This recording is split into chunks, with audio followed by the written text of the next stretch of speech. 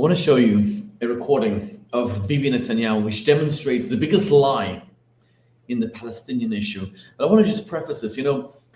Israel belongs to the Jewish people, not because we won a war in 1948, not because the United Nations gave us a state in 1948. Israel belongs to the Jews because that is what was promised to Abraham, the first Jew. Abraham, 4,000 years ago, was told, this is our land. The first verse in the Bible reads, "In the beginning, God created heavens and earth." Rashi, the commentary there, says, why does the Torah begin? In the beginning, God created heavens and earth. Rashi says, because if one day the nations of the world will tell us we are thieves because we stole Israel from them, we have the perfect answer. God is the boss. God created the world, and he gave it to us. That's it. Now watch this interview. Tremendous constant noise about issues as fundamental as Israel's right to exist even. And you start by talking about, in your book, you embark on explaining that, at least in some part, by talking about Herzl and his terror that that the rise of anti-Semitism in Europe was going to cause a catastrophe, which was obviously a justified terror.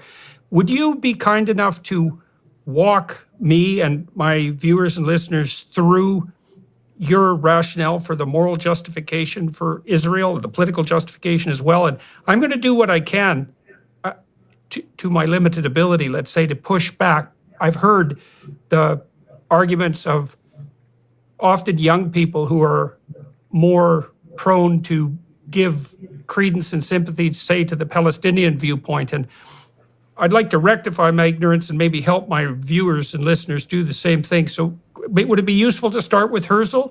Well, I'd start, Herzl was what I call our modern Moses, but I'd actually start with the original Moses.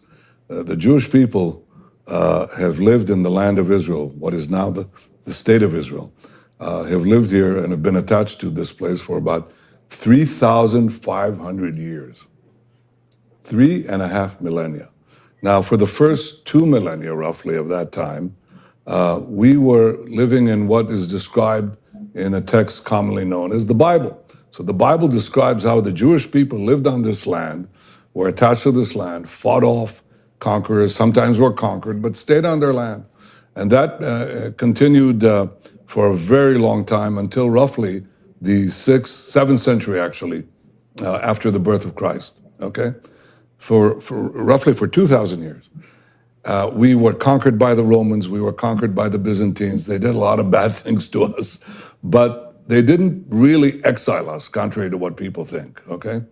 The loss of our land actually occurred when the Arab conquest took place in the 7th century.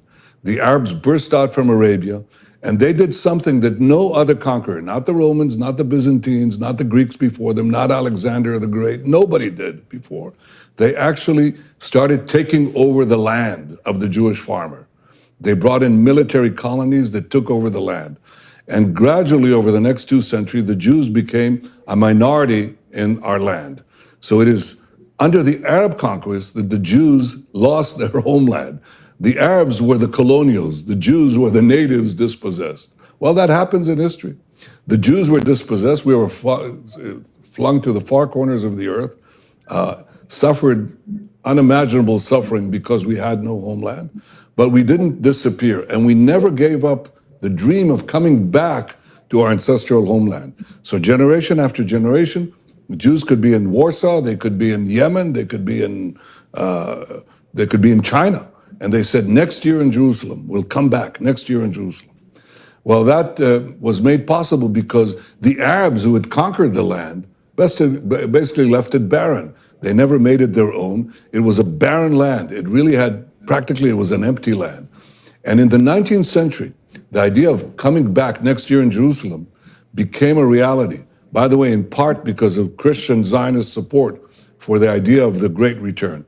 The Jews came back in the 19th century to the land of Israel. The result of this return was that we started building farms, factories, places of employment. Arabs from nearby countries started immigrating, and they called themselves Palestinians. They reconstructed history and said, we've been here for centuries. No, they haven't. They weren't there at all, and they didn't have a national consciousness. We came back, made it our land, and we said, okay, we now will live together. We decided to establish a state in 1948, that's 75 years ago, and we said everybody can live here. The Arabs said there can't be a Jewish state. You have no right to be here. It's our land. It's not your land. It's been our land for 3,500 years. If you took over somebody's apartment, knocked them out, dispossessed them, and they never gave up the claim. They said it's our claim, and you left this barren dump, okay? And the families, the progeny of the people you kicked out, came back, rebuilt the house.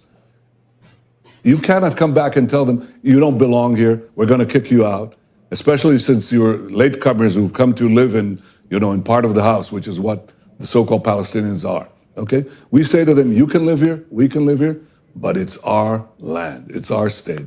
And the reason this conflict continues is because the Palestinians, who represent the colonial powers, the Arab conquest of the Middle East and beyond, they are saying, you have no right for a Jewish state. Well, we do. If any people has any right to a state, if any people never gave up their dreams of returning to their ancestral home, if any people rebuilt their home from nothing, from barren, wasted land, it's the Jewish people.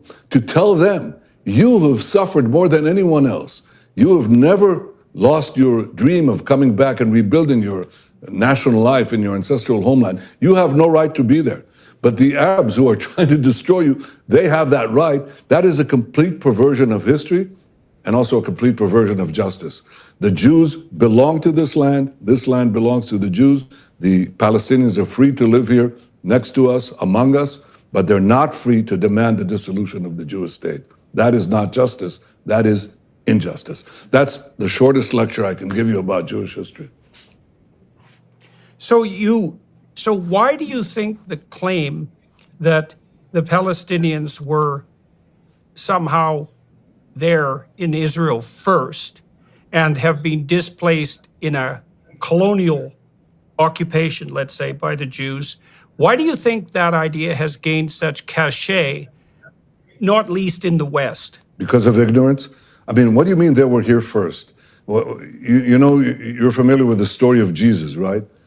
Jesus was a Jewish rabbi living here 2,000 years ago. He was a rabbi from the Galilee, okay? He came to Jerusalem, he turned the money tables of the tables of the money changers on the Temple Mount. Where did that happen? Did it happen in Tibet? It happened here. Jerusalem was our capital. King David made it our capital 3,000 years ago.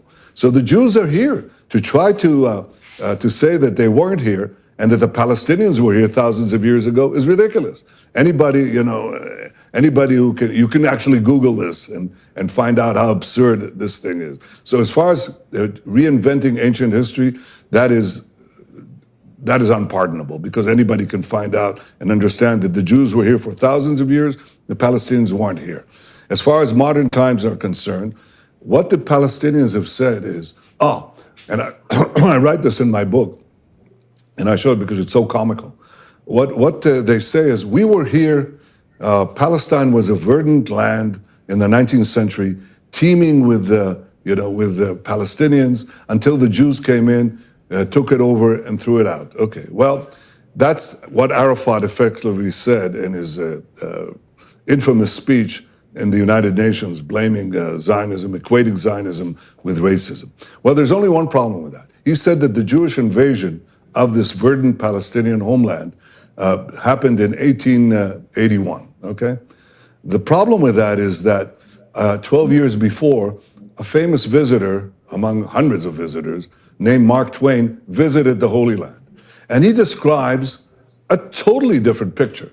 He describes Palestine, I'm quoting him, is a vast wasteland. He said, only imagination can grace this barren land with the pomp of circumstance and life. It's just, he said, we traveled for a whole day.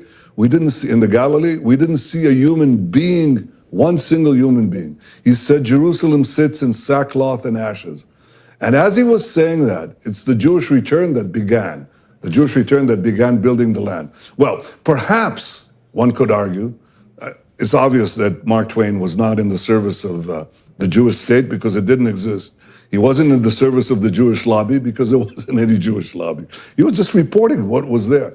Could there possibly have been a tremendous influx of Palestinians between 1869 and 1881, the year that Arafat says the Jewish invasion began and destroyed the Palestinian paradise? Well, alas, no, because in the year 1881, another famous visitor visits Israel, and he visits this land, and he writes also his memoirs, okay? His name was Arthur Penrhyn Stanley.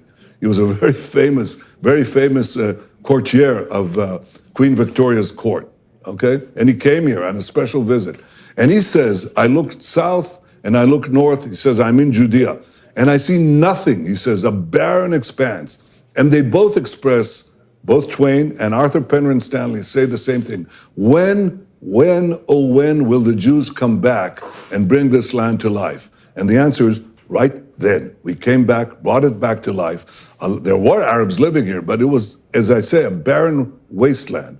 But Arabs began to immigrate naturally because we created a rise in the standard of living that attracted Arabs from neighboring states. Those Arabs are now the descendants of those Arabs who migrated as a result of the Jewish return. Many of them now are considered Palestinians. So what I'm saying, and I'm saying this to you, Jordan, and to your audience, there has been a complete fabrication of history. It's the biggest lie of the big lies that have permeated the 20th century and the 21st century, is to say that the Arabs were here before, that is, the Palestinians were here before the Jews, when we were here for thousands of years, that we are the colonials, when in fact it was the Arabs who were the colonials, who dispossessed the original natives, and that is the Jews, that we came back to this land that was laid barren by the Arab conquest, brought it back to life, and allowed Arab immigration, what we call now Palestinian immigration, to come back in. And now they say to us, in unimaginable chutzpah, they say, you don't belong here.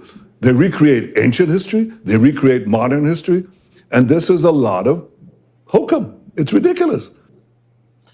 I think Prime Minister Bibi Netanyahu lays it out so beautifully in this interview, so beautifully, because that's the truth. The Talmud says that right before Mashiach comes, the world will be filled with lies. And this is one of the biggest lies out there. Israel belongs to the Jews. It is our land. It is a holy country. Eretz Israel, for Am Yisrael, the land of Israel, for the nation of Israel, with our Torah, we will succeed in igniting the world with the truth.